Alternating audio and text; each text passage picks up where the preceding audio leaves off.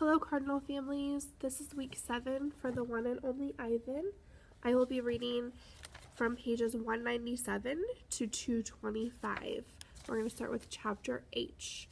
I lay out 16 pieces of poster board, 4 down, 4 across, a perfect square. What are you up to? Bob demands. I'm guessing it doesn't involve sleep.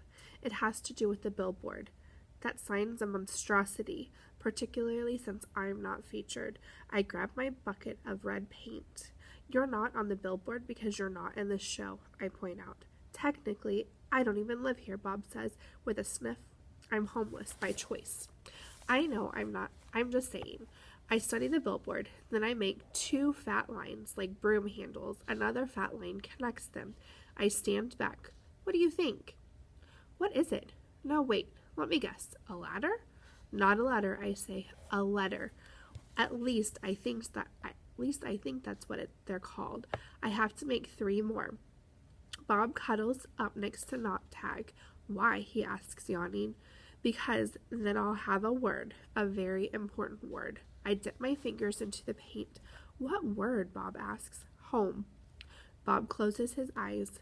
That's not so important, he says quietly. Nervous. All day long, I knuckle walk circles around my cage. I'm so nervous I can't nap. I can't even eat. Well, not very much anyway. I'm ready to show Julia what I've made. It has to be Julia. She's an artist. Surely she'll truly look at my painting. She won't notice the smudges and tears. She won't care if the pieces don't quite fit together. She'll see past all of that. Surely Julia will see what I've imagined. I watched Ruby trudge sullenly through the 4 o'clock show, and I wonder, what will happen if I fail? What if I can't make Julia understand? But of course, I know the answer. Nothing. Nothing will happen. Ruby will remain the main attraction at the Exit 8 Big Top Mall and Video Arcade, conveniently located off of I-95, that shows at 2, 4, and 7, 365 days a year, year after year after year. Showing Julia. It's time to show my work. The mall is silent, except for Thelma, the macaw, who is practicing a new phrase. Uh-oh! Julia is finishing her homework. George is sweeping outside. Mac has gone home for the night. I grab Not Tag and carefully pull out the folded papers. So many paintings, page after page, piece after piece of my giant puzzle.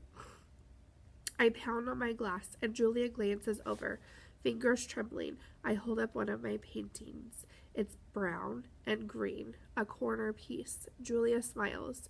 I display another picture, and then another, and another, and another, each one a tiny part of the whole. Julia looks confused. But what is it? She asks. She shrugs. It doesn't matter. It's pretty, just as it is. Uh-oh, says Thelma. No, I don't think. No, it does matter. More paintings. George calls out to Julia. He's done for the night. Grab your backpack, he says, and hurry. It's late. Gotta go, Ivan, Julia says. Julia doesn't understand. I have to find the right pieces. I dig through the pile. They're here somewhere. I know they are. I find one, another one, and another. I try to hold 4 of them up against the glass. Bob, I say, help me, hurry. Bob grabs paintings with his teeth and drags them to me. One by one, I shove pictures through a window crack. They crumple and tear. There are too many pieces. My puzzle is too big. Careful, Ivan, Julia says. Those might be worth millions someday. You never know. She arranges the paintings into a neat stack. I suppose Mac's going to want to sell these in the gift shop. She still doesn't understand. I shove more out the hole, and more, all of them, one after another. So Ivan's been painting, has he? George says as he puts on his coat. A lot, says Julia with a laugh. A whole lot. You are not taking all those home with you, are you? George asks. I mean, no offense to Ivan, but they're just blobs. Julia thumbs through the towering stacks of paintings. They might not be blobs to Ivan. Let's leave those by the office, George suggests. Mac will want to try selling them, although why would anyone pay $40 for a finger painting a 2-year-old could do? I don't know. I like Ivan's work, Julia says. He puts his feelings into them. He puts his hair into them, George says. Julia waves goodbye. Night, Ivan. Night, Bob. I press my nose against the glass and watch her walk away. All of my work, all my planning, wasted. I look at Ruby, sleeping soundly, and suddenly I know she'll never leave the Big Top Mall. She'll be here forever, just like Stella. I can't let Ruby be another one and only. Chest beating. Often, when visitors come to see me, they beat their hands against their puny chest and pretending to be me.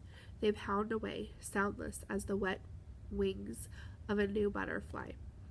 The chest beating of a mad gorilla is not something you ever want to hear, not even if you're wearing earplugs. Not even if you're 3 miles away wearing earplugs. A real chest beating sends the whole jungle running, as if the sky has broken open, as if men with guns are near. Angry. Thump! The sound, my sound, echoes through the mall. George and Julia spin around. Julia drops her backpack. George drops his keys. The pile of pictures goes flying. Thump, thump, thump. I bounce off the walls. I screech and bellow. I beat and beat and beat my chest. Bob hides under knot tag, his paws over his ears. I'm angry at last. I have someone to protect. Puzzle pieces. After a long while, I grow quiet. I sit. It's hard work being angry. Julia looks at me with wide, disbelieving eyes. I'm panting. I'm a little out of shape. What the heck was that? George demands. Something's really wrong, Julia says. I've never seen Ivan act this way. He seems to be calming down, thank goodness, George says. Julia shakes her head. He's still upset, Dad. Look at his eyes. My pictures are scattered all over the floor like huge autumn leaves. What a mess, George says, sighing. Wish I hadn't bothered sweeping tonight. Do you think Ivan's okay? Julia asks. Probably just a temper tantrum, George says. He reaches under a chair to read a brown and red picture. Can't say I blame the guy stuck in that tiny cage all these years. Julia starts to answer, but then she freezes. She cocks her head. She stares at her feet, where my pictures lay in disarray. Dad, she whispers, come see this. I'm sure he's another Rembrandt, George says. Let's pick these up and get going, Jules. I'm exhausted. Dad, she says again. Seriously, look at this. George follows her gaze. I see blobs, many, many blobs, along with the occasional swirl. Please, can we go home now? That's an H, Dad. Julia kneels down, straightening one picture, then another. That's an H, and here she grabs more pictures. Put this one here, and I don't know. Maybe that one? You have an E? George rubs his eyes. I hold my breath. Julia is running now. She picks up one picture, sets down another. It's like a puzzle, Dad. This is something. It's a word, maybe words, and a picture of something. A giant picture. Jules, George says, this is crazy. But he's looking at the floor too, wondering from picture to picture and scratching his head. H, Julia says. E-O. Oh? Julia chews her lower lip. H-E-O. And that looks a lot like an I. H-E-O-I? George writes in the air with his finger. I-E-O-H? Not the letter, an actual I. And that's a foot. Or maybe a tree and a trunk. Dad, I think that's a trunk. Julia runs to my window. Ivan, she whispers, what did you make? I stare back. I cross my arms. This is taking much longer than I thought it would. Humans. Sometimes they make chimps look smart. Finally, Julia and George take the pictures to the ring, where there's room to see them all. An hour passes as they try to assemble my puzzle. Ruby's awake now, and she and Bob and I watch. Ivan, Ruby says, is that a picture of me? Yes, I say proudly. Where am I supposed to be? That's a zoo, Ruby. See the walls and the grass and the people looking at you? Ruby squints. Who are all those other elephants? You haven't met them yet, I say. It's a very nice zoo, Ruby says with an approving nod. Bob nudges me with his cold nose. It is indeed. In the ring, Julia pumps her fist in the air. Yes, she cries. I told you, Dad. There it is. Home. Home. George gazes at the letters. He spins around to look at me. Maybe it's just a coincidence, Jules. You know, a once-in-a-trillion kind of thing. Like that old saying about the chimp and the typewriter. Give him long enough, and he'll write a novel. I make a grumbling noise, as if a chimp could write a letter, let alone a book. Then how do you explain the rest of it, Julia demands. The picture of Ruby in the zoo? How do you know it's a zoo? George asks. See the circle on the gate? There's a red giraffe in it. George squints and tilts his head. Are you sure it's a giraffe? I was thinking more along the lines of a deformed cat. It's the logo for the zoo, Dad. It's on all their signs. Explain that. George gives her a helpless smile. I can't begin to. I'm just saying there has to be a logical explanation. Look how big this is. Julia puts the last piece of Ruby's right ear into place. It's huge. It is definitely large, George agrees. Julia watches me. She chews on her thumbnail. I see the question in her eyes. She turns back to the paintings and stares at them, looking, truly looking. A slow smile draws on Julia's face. Dad, she says, I have an idea, a big idea. Julia races around the edges of my painting, her arms spread wide. Billboard big. I'm not following you. I think this is meant to be on a billboard. That's what Ivan wants. George crosses his arms over his chest. What Ivan wants? He repeats slowly. And you know this because you two have been chatting? Because I'm an artist and he is an artist. Uh-huh, says George. Julia clasps her hands together. Come on, Dad, I'm begging you. George shakes his head. No, I'm not doing that. No billboard, no way. I'll get the ladder, Julia says. You get the glue. I know it's dark out, but the billboard's lit. Mac will fire me, Jules. Julia considers. But think of the publicity, Dad. Everybody would know about Ruby. You want me to put up a sign that shows Ruby in a zoo with the word home on it in giant letters. George gestures towards my pictures. A sign, incidentally, that just happens to have been made by a gorilla? Exactly. And you want me to do it without Mac's permission? George asks. Exactly. No, George says. No way.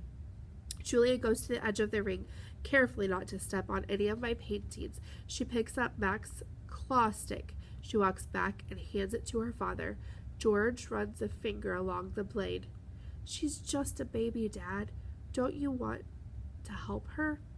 But how would it help, Jules?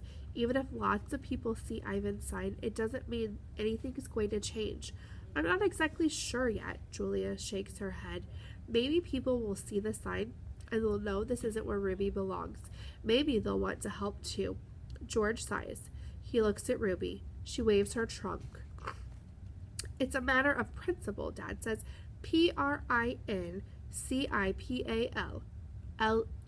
George corrects. Dad, Julia says softly, what if Ruby ends up like Stella? George looks at me, at Ruby, at Julia. He drops the claw stick. The ladder, he says quietly, is in the storage locker. The next morning, I watch Mac's car slam to a halt in the parking lot. He leaps out. He stares at the billboard. His jaw is open. He doesn't move for a long time. Bad human. A mad gorilla is loud, but a mad human can be loud too, especially when he is throwing chairs and turning over tables and breaking the cotton candy machine. Phone call. Mac is kicking a trash can across the food court when the phone rings. He answers it, red-faced and sweating. What the? He demands. He glares at me. I don't know what you're... He starts to say, but then he stops to listen. Who? Julia, who? He asks. Oh, sure, George's kid. She is the one who called you. More talking. With the phone to his ear, Mac comes closer to my cage, eyeing me suspiciously. Yeah, he says. He paints, sure. We've been selling his art for quite a while now. There's another long pause. Yeah, absolutely. It was my idea. Mac nods. A smile starts to at the corners of his mouth. Photos? No problem. You want to see him in action? Come on down, have a look. We're open 365 days a year. Can't miss us. We're right off I-95. Mac picks up the overturned trash can. Yeah, I think he'll be adding more pictures. It's a, what do you call it? A work in progress. When the call is done, Max shakes his head. Impossible, he says. An hour later, a man with a camera comes to take a picture. He is from the local newspaper, the one Julia called. How about you take one of me with the elephant? Max suggests. He drapes his arm around Ruby's back, grinning as the camera clicks. Perfect, the man agrees. Perfect, Mac agrees. I hope that you enjoyed this week's chapters. Keep reading.